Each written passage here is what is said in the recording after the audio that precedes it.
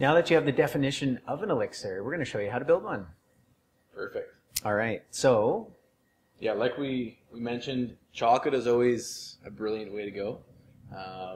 You know, the only time I won't do chocolate probably is near the end of the day because it tends to keep me up. So yeah, and that's different for everyone. So yeah, go with it as you would like. So we'll start with a really basic, basically a medicinal hot chocolate. Okay. So we're gonna do cacao paste and butter, about 2 tablespoons of paste to 1 tablespoon of butter. Yeah. That's always a nice really combination between getting that really nice thick chocolatey consistency balanced out with the fats. Yeah, totally. Yeah, I love cacao butter in hot drinks. I mean, even if you're just doing tea or coffee or whatever it is right now, try adding just a little bit of cacao butter into it, and oh man, just melts right in, just amps up that richness and that nice, wonderful chocolatiness. So typically when you make any elixir, you want to have a good balance of emulsifying substances, which when you get a really nice healthy fat combined with a natural sweetener with those natural sugars, that helps bind everything together, and then you're not going to get like a whole bunch of sediment of herbs at the bottom of your drink, which usually is an issue people have when they're trying to figure this whole thing out. Yeah. So we got our nice fat in there.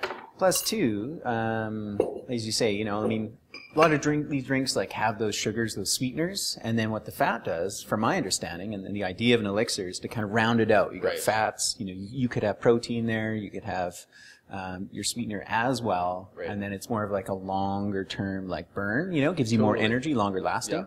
And you got all those fat soluble nutrients and stuff too that helps round that out. Yeah. Okay. When you're keeping it simple, I mean, it can be as simple as 5 ingredients. A little pinch of sea salt is always really nice in pretty much every drink. Yeah. This is another key component here is lucuma. All right. Dried berry superfood from Peru, really rich in beta carotenes, good for the skin, for the eyes. Yeah. And then there'll be this. We'll throw a tablespoon of honey in there. All right. One of my favorites. That was about a tablespoon of lucuma. Okay. Yeah.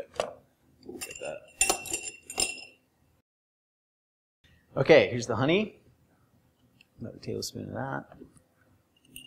Now, I'm noticing that we're actually building this drink without any tea in the blender first. You know, generally, sometimes I found myself like, I'll pour in the tea and then I'll start adding things to it. Right. You obviously have a specific way and technique here where we're building everything dry first in the blender. Yeah, there's a few reasons why we like to do that. Obviously, if you're plopping things in there, it can splash up. Right. I know everybody's probably messed around with this. You put a little too much of one thing in there. Right. Or it's hard to dig out. Yeah. Yeah. And then I like adding the tea at the very end because it's very hot at the end. And when you get like a really nice hot tea, that helps just emulsify everything together as well. So we usually like to add at the end.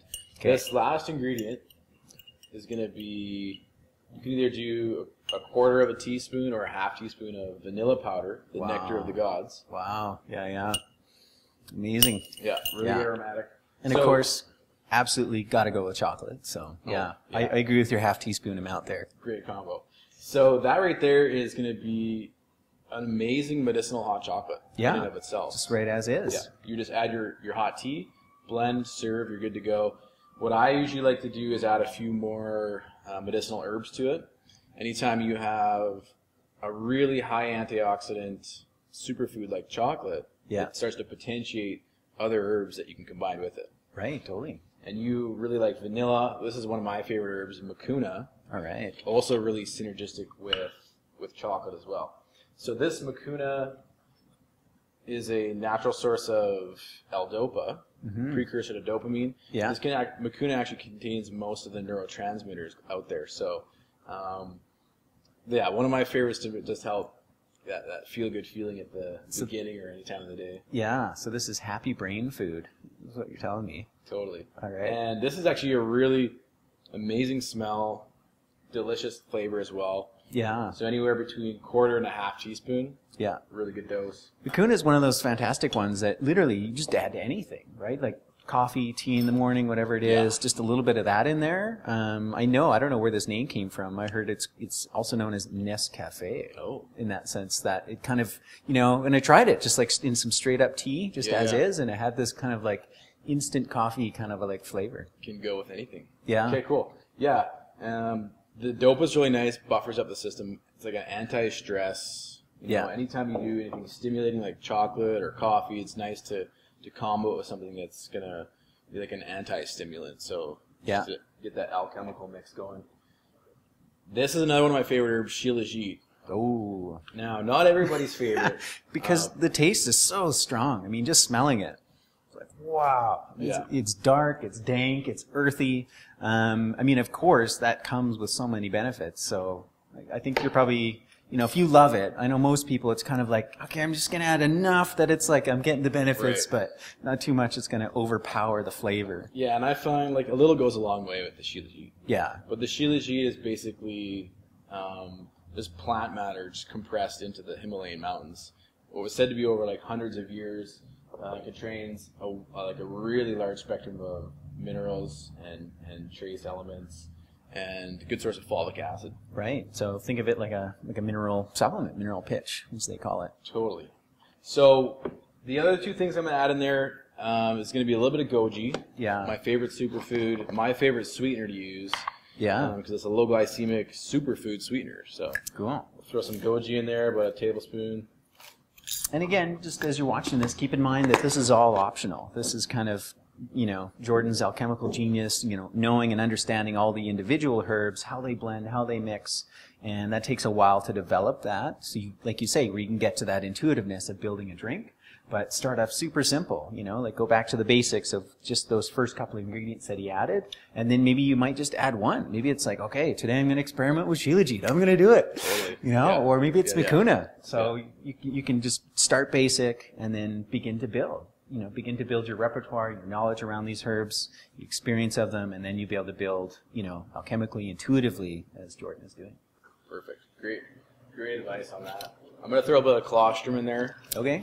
I really love putting colostrum in my drinks. Helps add more body to the drink. Gives it way more of a rounded texture and flavor. Yeah. It's really nice sugars and really awesome for the immune system. So we're going to throw some colostrum in there. Okay. And of course, so you're going to get protein from it. You're going to get great fats from it. You're getting growth factors, immune factors. Yep. They call this the immune milk, the colostrum. And of course, going to, give another depth of creaminess to the drink too. Totally. And I mean, this is the type of a drink that will sustain you for, a good at least 3 hours, 4 hours, you know what I mean? I usually have chocolate for breakfast and I'm good till lunch, so. Yeah.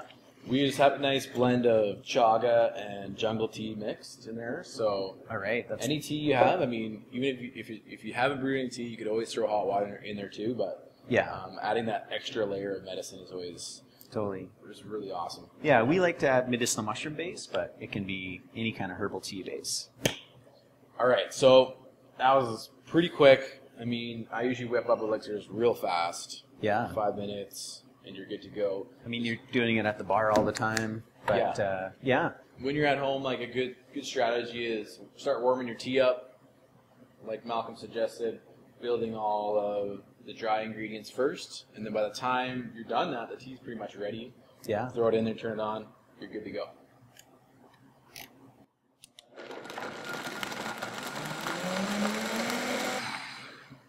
All right, so you notice we threw about 50 or 500 mils of hot tea in there. That's like a really good self-serving portion. Yeah. Also really nice to split into two. One of my favorite things is getting a nice whiff of that. Amazing. Alchemical combination as soon as you pop the top off. All right, there we are. Okay, cheers. It's your missile hot chocolate for the day. Yeah, right on. We're fueled. Oh yeah. Wow. Super simple and easy, and like Malcolm said, just ease your way into it. Start with that simple, basic recipe, and then start playing around, tinkering. That's how you really start to master the craft. Yeah. Okay, right on. Thanks for sharing. Yeah, you bet. You're about to learn one of our family's favorite recipes, a delicious cake, a chocolate cake. So we want to take it and just upgrade it, add superfoods to it so it can help boost your immune system truly.